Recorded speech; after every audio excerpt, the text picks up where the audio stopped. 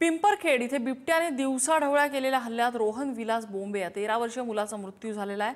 दुपारी 3:45च्या सुमाराला ही घटना घडली। अवघ्या 15 दिवसांच्या कालावधीत बिबट्याच्या हल्ल्यात जांबूत आणि पिंपरखेड भागात 2 लहान मुलांचा आणि ज्येष्ठ महिलेचा मृत्यू झाल्याने नागरिक संतप्त झालेत। त्यांनी वन विभागाच्या गस्त घालणाऱ्या वाहनाची मोडतोड केली आणि जाळपोळ केली आहे। वन विभागाच्या कार्यालयातही जाळपोळ केल्याचं कळतंय, त्यामुळे या परिसरात तणावाचं वातावरण तयार झालंय। परिसरातले नागरिक संतप्त असून त्यांनी जेजुरी बेल्हा आणि अष्टविनायक महामार्ग अडवलाय आणि रास्ता रोको सुद्धा केलेला आहे। तुषार झरेकर आमचे प्रतिनिधी आपल्याला अपडेट देत आहेत। तुषार, सध्याची काय परिस्थिती? नम्रता, एकंदरीत जर आपण पाहिलं तर खेड, आंबेगाव, जुन्नर आणि शिरूर या भागामध्ये बिबट प्रवण क्षेत्र खरं तर गेल्या काही दिवसांमध्ये ही जी बिबट्यांची संख्या आहे ती मोठ्या प्रमाणामध्ये, आणि या बिबट्यांकडून आतापर्यंत 50 पेक्षा अधिक जणांचा खरं तर चावा किंवा या बिबट्यांच्या हल्ल्यामध्ये 50 पेक्षा अधिक जणांचा आतापर्यंत मृत्यू झालाय। गेल्या 15 दिवसातील याच परिसरातील ही तिसरी घटना आहे आणि त्यामुळे आता कुठेतरी नागरिक हे संतप्त झाल्याचं एकंदरीत पाहायला मिळतंय। ज्यावेळेस गेल्या 8 दिवसापूर्वी एका मुलाचा खरं तर या ठिकाणी मृत्यू झाला होता, त्यावेळेस तुषार, मी थोडंसं थांबवते। खासदार अमोल कोल्हे आपल्या सोबत आहेत। अमोल कोल्हेजी, आपण बरेच प्रयत्न या हल्ल्यासंदर्भात केले, तसं कानावरती आलेलं आहे, मात्र तरी सुद्धा हे हल्ले थांबवण्यात कुठेतरी प्रशासनाला, वन विभागाला अपयश येतंय।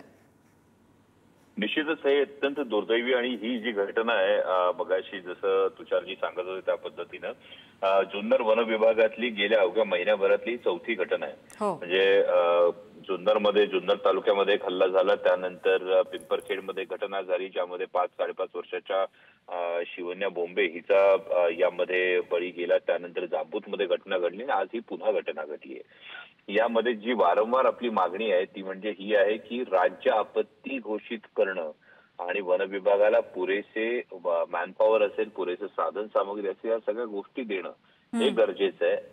बिबट्याच्या बिबट मानव संघर्षामध्ये गेलेला हा आजचा जो आहे तो जवळपास 56वा बळी आहे। या जुन्नर वन विभागामध्ये जवळपास 1000 ते 1200 बिबटे आहेत। ऊसाची शेती आम्ही थांबवू शकत नाही, एकमेव पीक आहे शेतकऱ्यांना 2 पैसे मिळवून देणार। ऊसाच्या शेतामध्ये लपण होते, जे नेपियर गवत लावलं जातं जनावरांसाठी चारा म्हणून, त्यामध्ये लपण तयार झालेली आहे आणि त्यामुळे या बिबट्याच्या संदर्भामध्ये ठोस कृती आराखडा आखणं हे तितकंच गरजेचं आहे।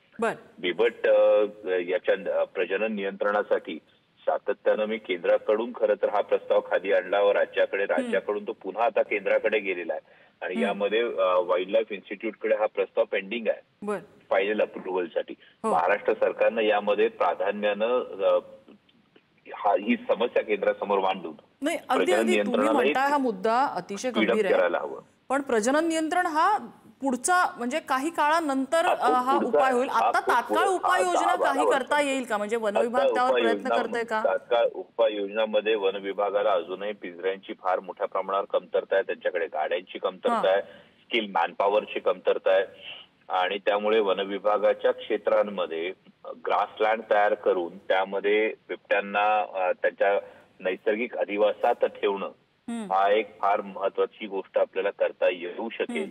आणि ही जी घटना, जी पिंपरखेडला घटना घडते, यामध्ये मी आजच वन विभागाला हे लिहिलेलं आहे की वारंवार ज्या घटना घडतात यामध्ये एकच नरभक्षक बिबट्या असण्याची शक्यता आहे आणि या बिबट्याला गोळ्या घालण्याचे आदेश वन विभागानं लवकरात लवकर जारी करावेत, कारण ही लागोपाठ तिसरी घटना याच परिसरात आहे। अवघ्या 5-7 किलोमीटरच्या परिघामध्ये लागोपाठ तिसरी घटना घडलेली आहे आणि उद्या या संदर्भामध्ये पुणे नाशिक हायवेवर रास्ता रोको आंदोलन करणार आम्ही सगळे ग्रामस्थ मिळून।